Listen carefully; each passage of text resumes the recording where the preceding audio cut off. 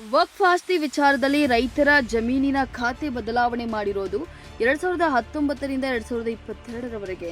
ಆಗ ಅಧಿಕಾರದಲ್ಲಿದ್ದು ಬಿಜೆಪಿ ಸರ್ಕಾರ. ಚುನಾವಣೆ ಬಂದಾಗ ಮಾಧ್ಯಮಗಳು ಧರ್ಮದ ವಿಚಾರವನ್ನು ತರ್ತೀರಿ.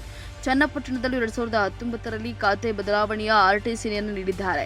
ಆವತ್ತಿನಿಂದ ಇಲ್ಲದಿರುವ ಜಾತಿ ಧರ್ಮಗಳ ವಿಚಾರ ಚುನಾವಣೆ ಸಮಯದಲ್ಲಿ ಮಾತ್ರ ಯಾಕೆ ಬಂತು ಎಂದು ಮಾಜಿ ಸಂಸದ ಡಿಕೆ ಸುರೇಶ್ ಪ್ರಶ್ನಿಸಿದ್ದಾರೆ.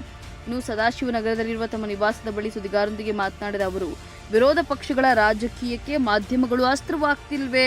ದೇಶದ ಒಗ್ಗಟ್ಟಿಗಾಗಿ, ಸಮಾಜದ ಒಳಿತಿಗಾಗಿ ನೀವು ನಮ್ಮನ್ನ ತಿದ್ದುವ ಪ್ರಯತ್ನ ಮಾಡ್ತಿದ್ದೀರಾ. ನಾವು ನಿಮ್ಮನ್ನ ಬಹಳ ಗೌರವಿಸ್ತೇವೆ ಅಂತ ಹೇಳಿದ್ದಾರೆ.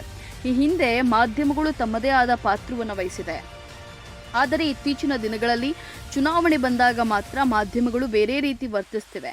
ಮಾಧ್ಯಮಗಳ ನೈತಿಕತೆಯನ್ನ ತಕ್ಕಡಿಯಲ್ಲಿ ತೂಗಬೇಕಾಗಿದೆ ಎಂದು ಹೇಳಿದ ಸುರೇಶ್, ಮತದಾನದ ದಿನ ಮಧ್ಯಾಹ್ನ 3 ಗಂಟೆಯವರೆಗೆ ನೀವು ಆ ವಿಚಾರ ಚರ್ಚೆ ಮಾಡ್ತೀರಿ, ನಂತರ ಆ ಚರ್ಚೆಯನ್ನು ನಿಲ್ಲಿಸ್ತೀರಿ, ನಮಗೆ ನೋವಾಗುವುದಿಲ್ಲವೇ ಎಂದು ಹೇಳಿದ್ದಾರೆ. ಜಮೀರ್ ಅಹಮದ್ ಅವರ ಹೇಳಿಕೆ ಆಕ್ಷೇಪಾರ್ಹವಾಗಿದ್ದರೆ ಅವರು ಆಕ್ಷೇಪಣೆ ಮಾಡಬೇಕಿತ್ತು. ಪ್ರತಿಪಕ್ಷಗಳು ಅನೇಕ ಸಂದರ್ಭದಲ್ಲಿ ಅನೇಕ ಹೇಳಿಕೆಯನ್ನು ನೀಡುತ್ತವೆ. ಡಿಕೆ ಶಿವಕುಮಾರ್ ಅವರನ್ನ ಕಳ್ಳ, ಲೂಟಿಕೋರ, 100 ರೂಪಾಯಿಗೆ ಕೂಲಿಗೆ ಇದ್ದ ಎಂದು ವಿರೋಧ ಪಕ್ಷಗಳು ಆರೋಪ ಮಾಡಿದಾಗ ಅವರು ಎಲ್ಲಿ ಕದ್ದಿದ್ದಾರೆ ಎಂದು ಮಾಧ್ಯಮಗಳು ಯಾಕೆ ಪ್ರಶ್ನೆ ಮಾಡಿಲ್ಲ? ನಿಮ್ಮ ಮೌಲ್ಯಗಳು ಕೂಡ ಈ ಸಂದರ್ಭದಲ್ಲಿ ಪ್ರಶ್ನೆಗೆ ಒಳಪಟ್ಟಿವೆ ಅಂತ ಹೇಳಿ ಅವರು ತಿಳಿಸಿದ್ದಾರೆ. ದೇವೇಗೌಡರ ಕುಟುಂಬವನ್ನೇ ಖರೀದಿ ಮಾಡ್ತೇನೆ ಎಂದು ಜಮೀರ್ ಹೇಳಿಕೆಯನ್ನು ನೀಡಿದ್ದಾರೆ ಎಂದು ಕೇಳಿದ ಪ್ರಶ್ನೆಗೆ ಪ್ರತಿಕ್ರಿಯಿಸಿದ ಅವರು, ಈ ವಿಚಾರದಲ್ಲಿ ಮಾಧ್ಯಮಗಳು ಜಮೀರ್ ಹೇಳಿಕೆ ತಿರುಚಿದ್ದಾರೆ.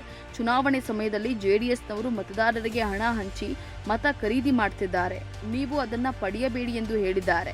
ಅಲ್ಲದೆ ಕುಮಾರಸ್ವಾಮಿ ಹಣದ ಓಳೆ ಹರಿಸ್ತಾ ಇದ್ದು, ನೀವು ಅದಕ್ಕೆ ಬಲಿಯಾಗಬೇಡಿ, ನಾವೇ ನಿಮಗೆ ಏನ್ ಬೇಕು ಕೊಡ್ತೇವೆ ಅಂತ ಹೇಳಿ ಜಮೀರ್ ಅಹಮದ್ ಹೇಳಿಕೆ ಕೊಟ್ಟಿದ್ದಾರೆ. ಅಲ್ಲದೆ ಅವರ ಹೇಳಿಕೆ ಕುರಿತು ಕೂಡಲೇ ಸ್ಪಷ್ಟನೆಯನ್ನ ನೀಡಿದ್ದಾರೆ ಅಂತ ಹೇಳಿ ಸುರೇಶ್ ತಿಳಿಸಿದ್ದಾರೆ.